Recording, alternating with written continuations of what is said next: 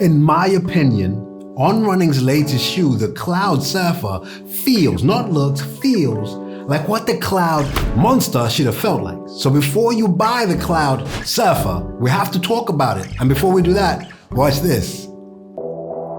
When a running shoe feels heavenly, we describe the experience as running on clouds. The next level takes it from running on clouds to surfing and turns that runner into a cloud surfer.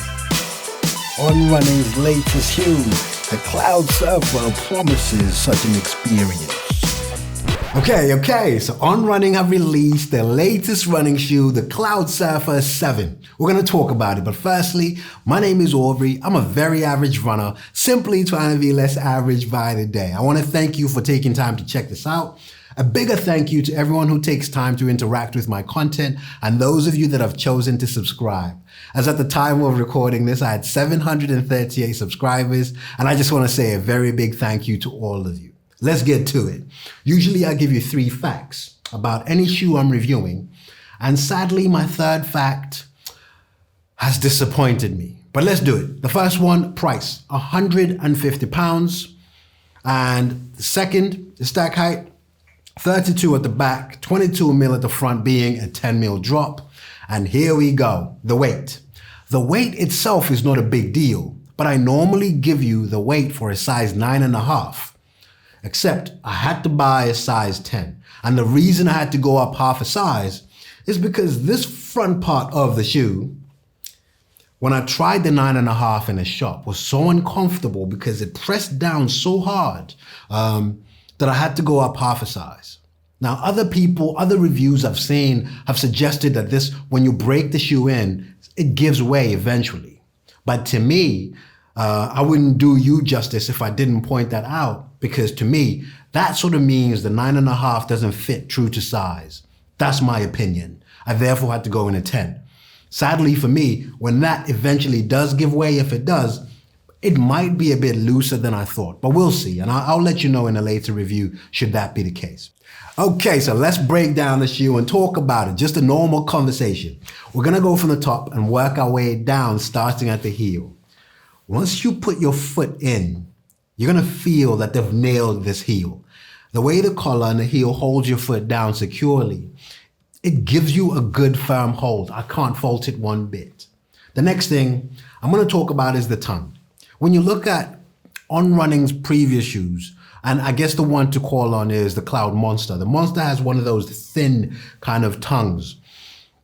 It's great for what it is, and yes, it reduces the weight, but this feels amazing. It's a plush feeling tongue, and it contributes to the feeling I explained when I talked about the heel, to that plush feel.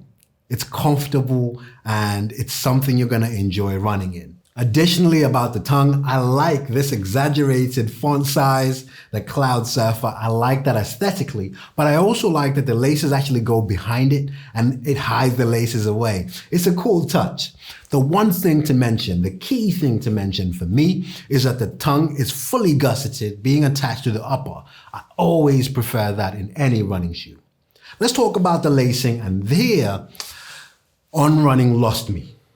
The drawback I explained at the start, that the shoe actually didn't feel true to size, I think that's a function of the lacing.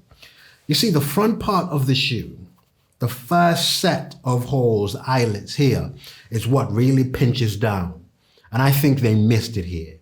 Sometimes simple is better, and I feel, strictly my opinion, On should have just gone simple. I like that it contributes to the aesthetics, yes, great. But no aesthetics will ever beat functionality. All right, so let's talk about the upper. It feels like, you know, when you've had a long day and you just want a hug. Yeah, well, if your foot had a long day and you put it in here, it just feels like On Running is saying, come on, bring it in, I'll give you a hug. Honestly, it just feels great. I love the feeling of the shoe. When your foot goes in it, it feels amazing. I like the perforation. That's gonna contribute to letting the shoe breathe so your foot doesn't get too sweaty when you're running in there. It's been cold where I live, so I can't really put that to the test. Aesthetically, I think they've stayed loyal to On Running's look. And I really like that because I've always been an On Running fanboy. So I can't fault that. Right, now if the Cloud Surfer 7 was a film, the main actor here is the midsole. They've deviated away from the normal cloud pods or cloud tech. They're calling it cloud tech phase. It's the same Helion foam that they used if you're familiar with On Running shoes. The material itself is not a significant deviation, but how they've repurposed it and how they've redesigned it, you can literally see, if you imagine two levels of the midsole and they collapse against each other in a very aligned way. Honestly, it's genius. I love watching it and I love how it feels actually running in it. Honestly, you just have to try it to get what I mean. But even just looking at it visually, I hope you get what I'm trying to express. Lastly, let's talk about the outsole. Now, On Running shoes get attacked because every time you go running, you come back with the neighbor and the neighborhood stones lodged in the outsole.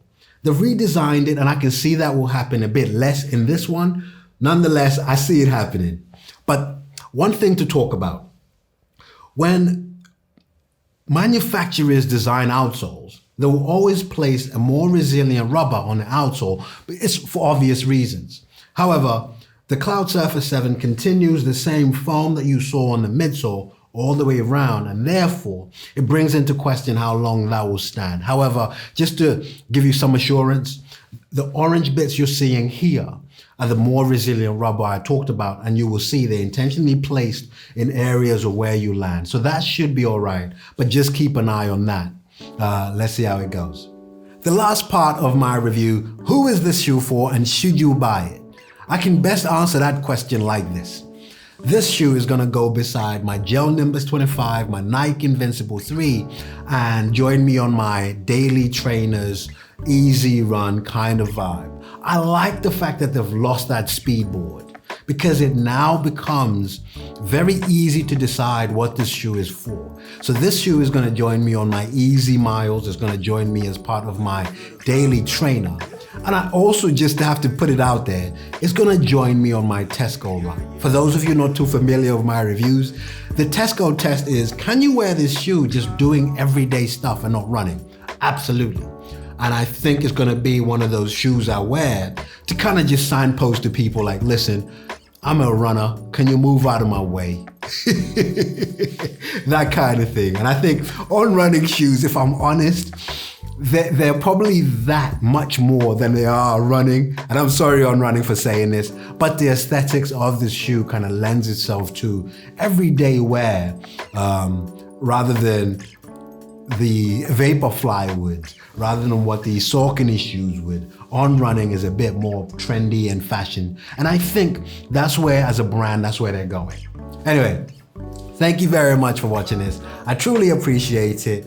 And I hope you're gonna stick around for the next one, where I'm gonna be comparing this one to the Cloud Monster.